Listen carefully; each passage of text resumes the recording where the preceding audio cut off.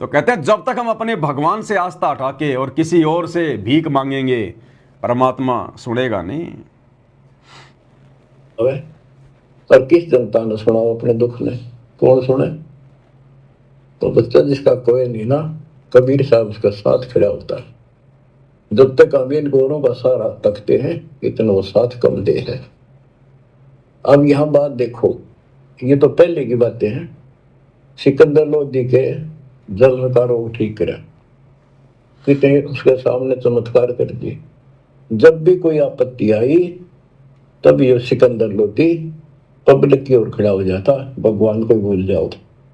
राजाओं ने तो राज चाहिए अपना, अपना स्वर से धोते एक मानस मारे तो के बिना मारे तो बच्चों इसी प्रकार है।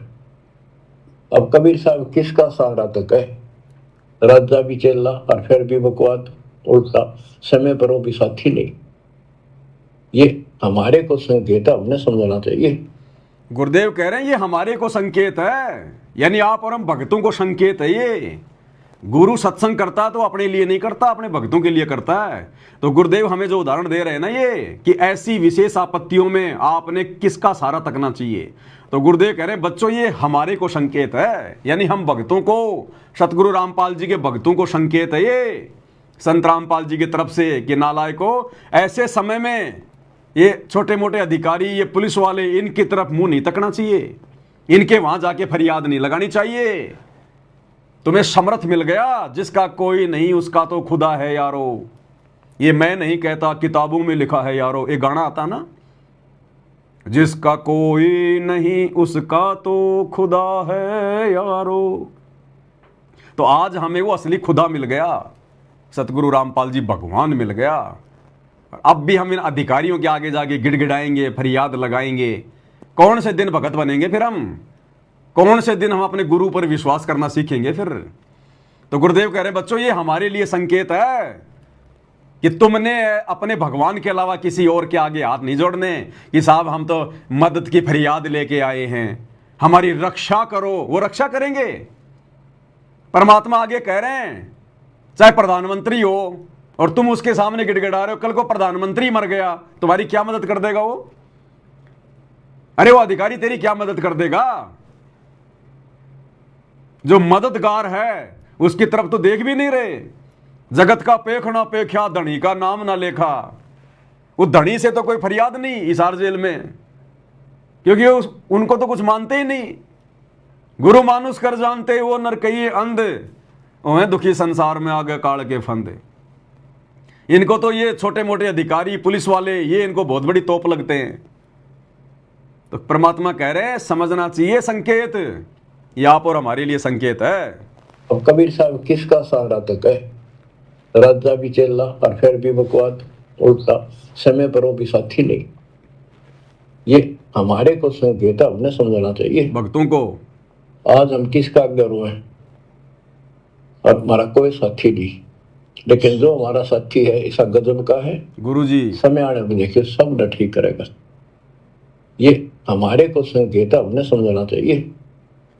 आज हम किसका गुरु हैं और हमारा कोई साथी नहीं, लेकिन जो हमारा साथी है ऐसा गजब का है, समय आने में देखिए सब न ठीक करेगा। तो गुरुदेव कह रहे हैं आज हम किसके आगे रोए? अब ये रो रहे हैं उन अधिकारियों के आगे, आश्रम वाले साहब हम गरीब आदमी हैं, कबीर पंथ को फॉलो करते हैं, हमारी रक्षा करना, हमारी मदद करना, फरियाद लेके आए हैं। अब बताओ गुरु का ज्ञान क्या कह रहा है, गुरु हमें क्या शिक्षा दे रहा है? और ये उन छोटे मोटे अधिकारियों के आगे जाके अपनी झोली फैला रहे, भीख मांग रहे हैं अपनी। अरे हो जाता बंद, अगर होना होता तो। जब तुम्हारा गुरु नहीं बचा रहा तो पुलिस वाला क्या बचा देगा? और क्या करोगे उसको फिर तुम बचा के? ये आने वाले समय में सारे ना बंद होंगे तुम्हारे। ये आने वाले समय में जब परिस्थितियां बिगड़ेंगी युग परिवर्तन के दौरान, ये सारे तुम्हारे आश्रमों के ताले लगेंगे, सारे तुम्हारे नामदान सेंटरों के लगेंगे ताले। फिर किसके आगे हाथ जोड़ोगे? फिर किसके आगे रोओगे? तो ये कर्म बिगाड़ रहे हैं अपने भाई और बहनों, कर्म बिगाड़ रहे हैं काल प्रेरणा से। ये हम सत्सेवकों के लिए संकेत है। ऐसी छोटी मोटी जो घटनाएं इन आश्रम वालों के द्वारा होती है ना, ये आप और हम सत्सेवकों के लिए संकेत है। ये गलतियां हमने नहीं करनी आने वाले समय में बिल्कुल भी। अगर भूखे मरेंगे तो भूखे मर जाएंगे, कोई बड़ी बात नहीं, दुनिया मरती आई है, मर जाएंगे। बचाना होगा तो गुरु बचा लेगा, नहीं तो कोई दिक्कत नहीं। अगर गुरु भी नहीं बचा रहा, फिर संसार में है कौन जिसके आगे हाथ जोड़े? अगर गुरु नहीं दे रहा खाने के लिए, तो संसार में है कौन जो हमें दे देगा? तो यहां पर हमारे लिए संकेत है ये। परमात्मा कहते हैं ना, अब चाहे जीऊं चाहे मरूं, ऋषि जी ना उल्टा कदम हटा रहा, सत्संग मोक्ष की धारा। ध्रुव प्रहलाद, ध्रुव के बारे में बताया ना गुरु जी ने।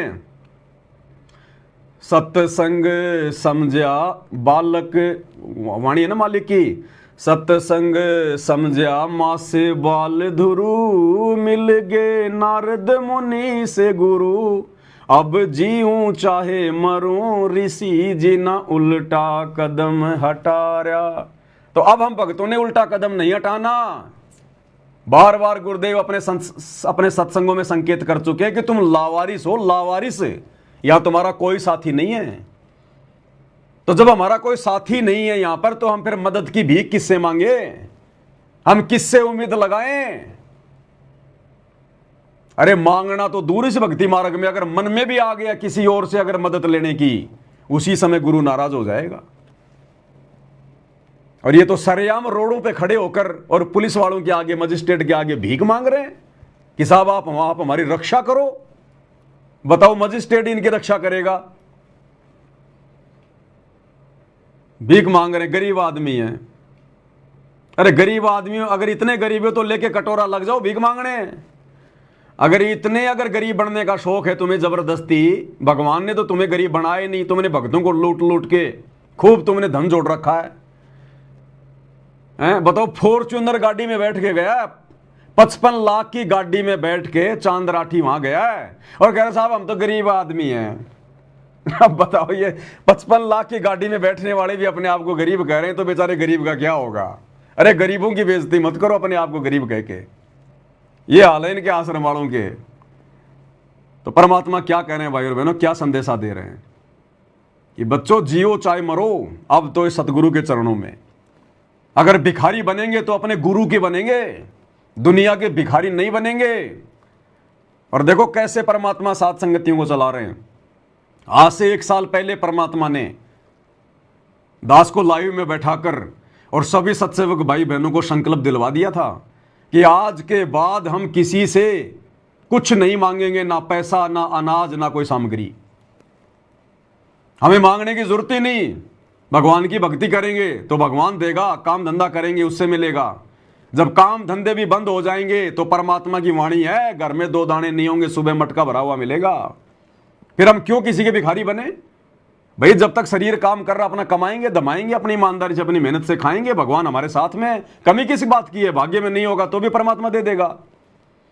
और फिर आगे की व्यवस्था हमारा गुरु करेगा, जो तीनों लोकों में प्रवेश करके सबका पेट भर रहा है। क्या अपने भक्तों का नहीं भरेगा क्या?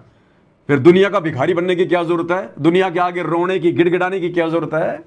अपने आप को जगत सेठ के बच्चे होने के बावजूद भिखारी कहने की क्या जरूरत है? नालायक को क्यों दुखी कर रहे हो अपने गुरु जी को? भगत हो तुम। तो ये हाल है इनका। तो ये गलतियां हम सत्सेवकों ने नहीं करनी अगर सफल होना है तो, क्योंकि हम गुरुदेव के द्वारा चुनी हुई आत्माएं हैं।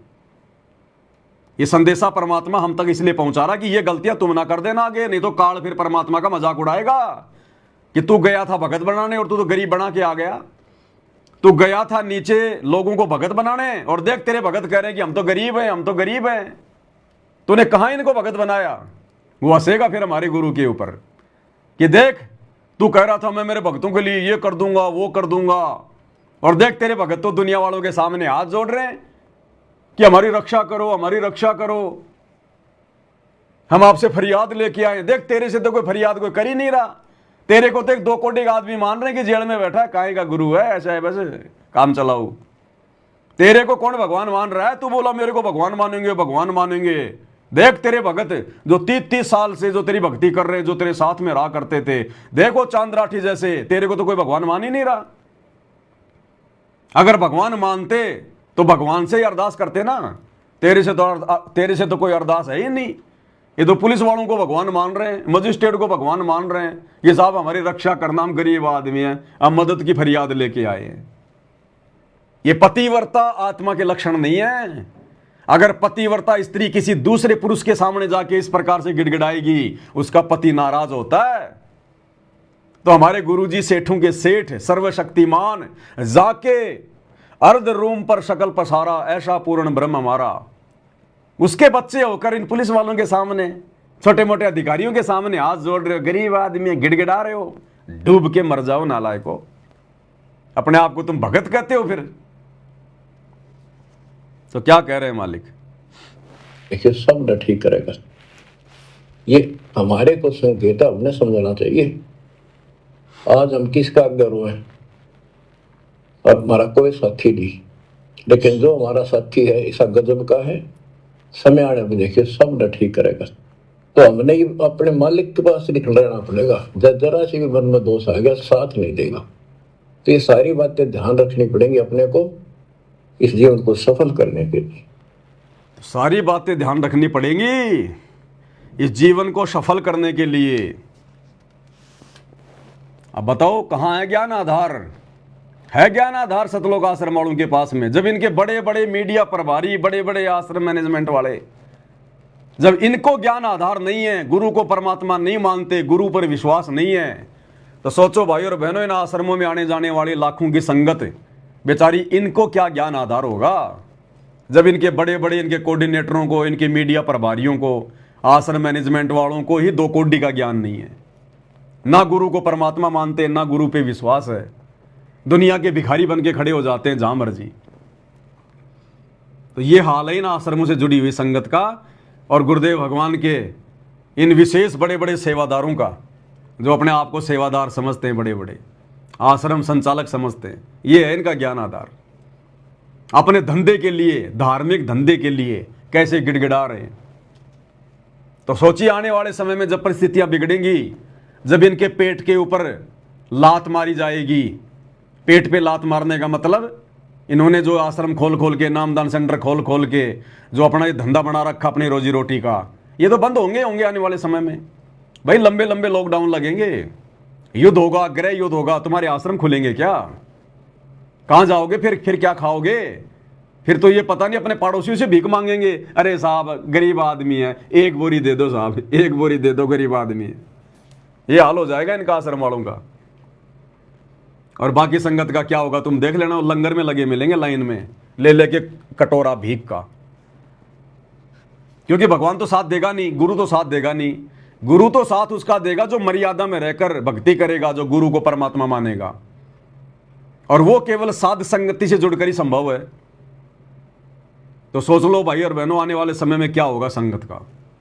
युग परिवर्तन के समय में जो परिस्थितियां बिगड़ेंगी अब आगे धीरे धीरे, उन परिस्थितियों में क्या होगा आने वाले समय में।